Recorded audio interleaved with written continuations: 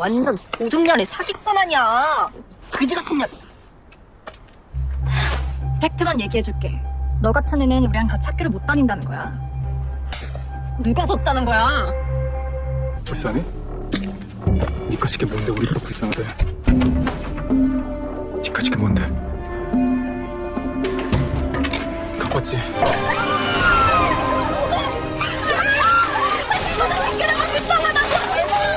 네가 이런 애는 인기가 날 버린 거야. 시키는 대로만 하면 풀어줄게.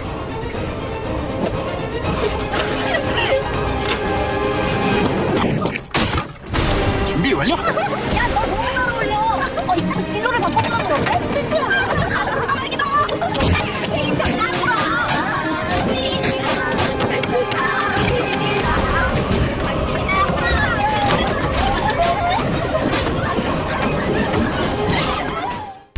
안녕하세요. 서쌤 호칭 수업 서쌤입니다. 방금 보신 장면 무슨 드라마인지 아시겠나요? 드라마 펜트하우스인데요. 앞서 나온 장면들 보면서 어떠셨나요? 저는 학교폭력 부분이 지나치게 자세하고 가학적이게 묘사되어 굉장히 불편했는데요. 또 한편으로는 굉장히 끔찍하기도 했습니다. 이런 끔찍한 일이 단지 드라마에서만 있는 일일까요? 다들 알고 계시다시피 현실에서도 이런 심각한 학교폭력은 끊임없이 계속해서 일어나고 있습니다. 이번 서쌤에서는 우리 사회에서 학교폭력이 근절되지 않는 근본 원인, 그 진짜 이유에 대해 한번 짚어보고자 합니다. 인기 있는 배구 선수 자매였던 이다영, 이재영 선수를 시작으로 유명 스포츠 스타와 아이돌, 배우까지 스포츠계, 연예계 등에서 학교폭력 문제가 잠잠해질 듯 하다가도 끊임없이 터져나오고 있습니다. 많은 유명인들이 과거 학교폭력이나 폭력 문제로 사과를 하고 여러 가지 지위가 박탈되는 등 과거에 저질렀던 죄값을 뒤늦게라도 받게 되고 있죠. 그런데 이렇게 쭉 지켜보다가 궁금한 게 하나 생기지 않나요? 사실 이런 학교폭력 문제는 어제 오늘 일이 아니죠. 과거에도 유명인들의 학교폭력 문제나 체육계 등의 폭력 문제가 논란이 된 적이 한두 번이 아니었으니까요. 그런데 매번 터질 때마다 많은 사람들이 분노하고 또 많은 사람들이 없어져야 한다고 입을 모아서 이야기하는데도 학교폭력 문제는 왜 없어지지 않고 계속해서 반복되는 걸까요? 그 답을 찾으러 한번 가볼까요? 나 이렇게 만든 사람. 설마 우리 아빠야?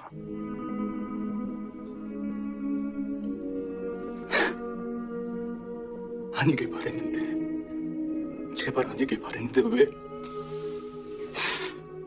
왜 나한테 소중한 사람들을 계속 뺏어가는 거야? 대체 왜?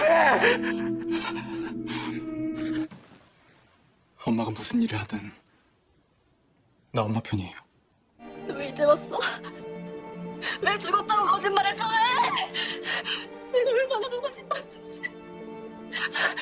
매일매일 얼마나 듣고 싶었는데. 그랬어. 왜? 엄마 미워. 가서 미안해.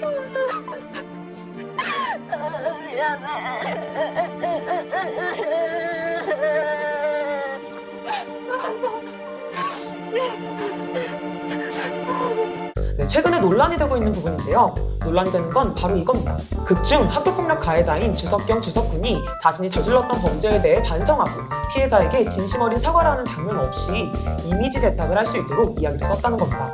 저도 보면서 굉장히 불편했던 부분이었습니다. 이게 학교폭력이 사라지지 않고 반복되는 것과 무슨 연관이 있냐고요? 깊은 연관이 있습니다. 바로 학교폭력과 같은 문제가 계속 반복되는 건 가해자들이 자신이 저지른 만큼의 죄값을 받지 않기 때문입니다. 현실에서 힘 있는 사람이 약한 사람을 괴롭히거나 폭력을 가해도 처벌받거나 크게 문제되지 않는 경우들을 주변에서 흔히 보지 않으셨나요?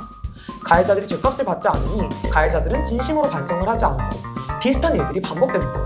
그러니 피해자들과 그걸 지켜보는 사람들까지도 그냥 어쩔 수 없는 일로 여기고 심지어는 무기력해지는 거죠. 그냥 한 사람 한 사람이 무기력해지는 게 아니라 사회 전체가. 펜트하우스의 주요 등장인물들은 모두 사회적 권력층이라고 할 수 있는 사람들입니다. 그런데 살인, 시체 유기 등의 중범죄를 저지르고도 고작 1년 6개월에서 7년 정도의 가벼운 형을 받죠. 현실에서도 똑같습니다. 대표적으로 과거 고 장사연 씨를 집단적 폭행하여 죽음으로 몰아넣었던 조선일보 방씨 일가. 명백한 증거가 있는데도 아무런 처벌받지 않았습니다. 수많은 여성들을 협박 납치해 마약을 먹여 특수강간을 저질렀던 전 법무부 차관 김학의를 현재 대한민국 검찰들은 친절히 보호해주고 있죠. 1980년 광주에서 제나라 국민들을 총칼로 학살했던 전두환과 그 당시 부하들은 아직까지도 떵떵거리면서 살아가고 있습니다. 자신의 권력을 유지하기 위해 셀 수 없이 많은 사람들을 고문하고 죽였던 박정희와 이승만 같은 사람들을 근대화의 아버지니 국군이 하며 떠받드는 극우 정치인들도 우리 국회에 여전히 많은 어처구니 없는 현실이죠.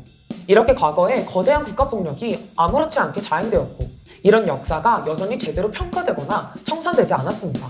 최근까지도 권력층들의 끊임없는 폭력 사건들 역시 제대로 규명되거나 처벌되지 않은 현실은 변함없죠. 이렇게 폭력 앞에 가해자는 당당하고 피해자가 움츠려드는 사회에서 학교 폭력은 어떻게 보면 당연한 게 아닐까요? 힘 있는 사람들은 폭력을 저질러도 제대로 처벌받지 않는다는 생각이 사람들 사이에 은연중에 퍼져 있고 이것이 학교라는 사회에도 당연하게 스며들어가 있는 겁니다. 그러니 자연스럽게 자신보다 약한 사람들을 마음대로 괴롭혀도 된다는 삐뚤어진 생각, 힘 있으면 처벌받지 않는다는 생각을 갖게 되는 거죠. 이런 생각이 지배하는 곳에서는 그것이 학교든 어디든 가리지 않고 폭력은 반복될 겁니다. 최근에는 학폭을 저질렀던 사람들이 많은 국민들에 의해 지탄을 받고 죗값을 치르는 것 같아 그나마 다행이라고 생각합니다. 특히나 학교 폭력은 절대 허용되면 안 된다는 사회적 분위기가 더욱 강하게 형성되어 가는 것 같아서 매우 바람직한 일이라고 생각되는데요. 중요한 것은 학교 폭력은 물론이고 우리 사회 곳곳에 스며들어 있는 이 폭력 문화를 근본적으로 해결하기 위해 앞서 언급한 대로 과거에 극악했던 국가폭력에 대한 진상규명과 책임자 처벌이 필수적으로 이루어져야 한다는 점입니다.